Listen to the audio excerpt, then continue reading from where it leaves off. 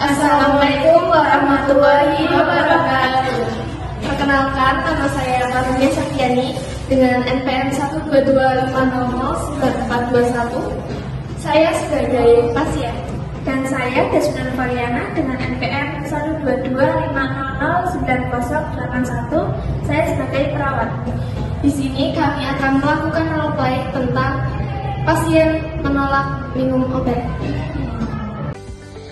Septi adalah seorang mahasiswi berusia 18 tahun yang sedang menjalani perawatan di ruang rawat inap rumah sakit karena gangguan pencernaan.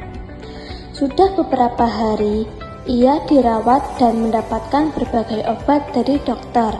Namun, Septi mulai merasa jenuh dan enggan meminum obat karena efek sampingnya yang membuat perut terasa mual dan rasa pahit yang tidak nyaman di lidah. Pada pagi hari, perawat bernama Nova datang untuk memberikan obat sesuai jadwal dokter. Disinilah terjadi percakapan antara perawat dan Septi yang menunjukkan bagaimana perawat menggunakan komunikasi terapeutik untuk membangun hubungan saling percaya dan membantu pasien mengatasi rasa enggan minum obat.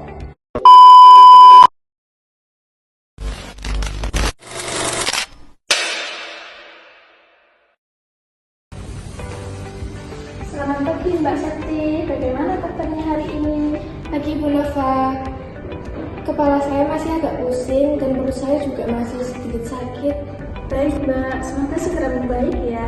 Saya datang untuk memberikan obat pagi sesuai resep dokter.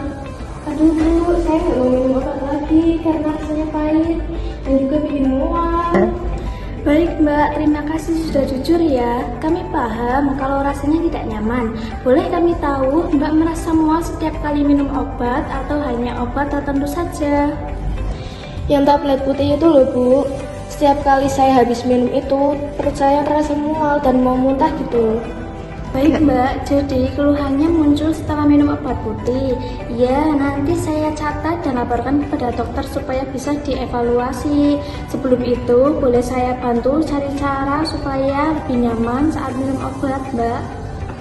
Wah boleh itu Bu, gimana caranya?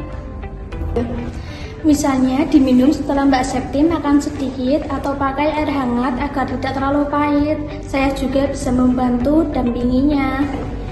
Tapi Bu, saya tuh bosen minum obat terus. Setiap minum ini itu pasti nggak sembuh-sembuh juga. Saya mengerti Mbak, kadang proses penyembuhan memang terasa lama. Tapi sebenarnya obat ini bekerja membantu tubuh Mbak Septi dari dalam. Walaupun hasilnya belum langsung terasa, efeknya tetap penting untuk kesembuhannya Mbak Septi. Iya juga sih Bu, tapi malnya itu loh yang bikin gak enak. Kalau begitu, nanti saya bantu sampaikan keluhan Mbak Septi ke dokter agar dosis atau jenis obatnya bisa diganti. Sekarang boleh kita coba dulu minum satu jenis obat dulu, pelan-pelan saja. Baik Bu, saya coba dulu ya, tapi tolong jangan buru-buru. Ini air hangatnya, Mbak Septi bisa duduk dulu biar lebih nyaman.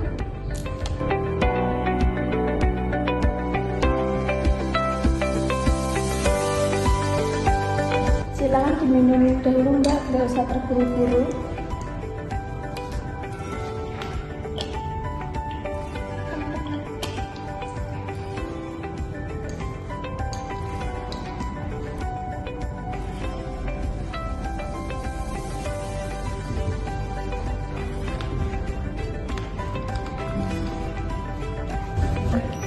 Alhamdulillah Bu, ternyata nggak separah yang saya bayangkan dan aku bisa juga.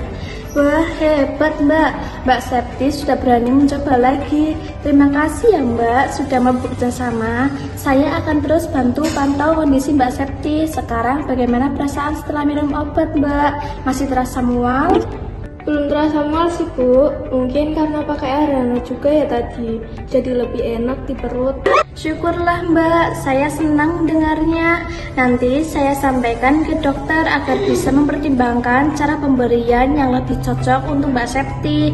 Saya berterima kasih sekali karena Mbak Septi sudah terbuka dan mau berusaha. Kalau nanti ada keluhan lain, Mbak boleh langsung manggil aku ya atau perawat lain. Baik Bu, terima kasih ya sudah sabar dan mau menolong saya. Sama-sama Mbak, sekarang Mbak Septi istirahat dulu ya, semoga lekas sembuh.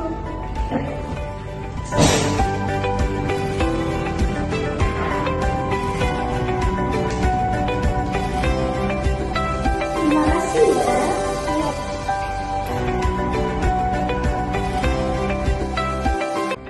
Setelah berdialog dan mendapatkan dukungan dari perawat Nova, Septi akhirnya berani mencoba kembali meminum obat dengan cara yang lebih nyaman. Ia merasa lebih tenang dan mulai memahami bahwa proses penyembuhan memang membutuhkan waktu dan kerja sama. Melalui pendekatan yang sabar, empatik, dan penuh pengertian, perawat berhasil membantu Septi mengurangi rasa takut dan mualnya. Kini, Septi lebih termotivasi untuk melanjutkan pengobatan demi kesembuhannya. Ia pun berterima kasih atas perhatian dan pendampingan yang tulus dari perawat.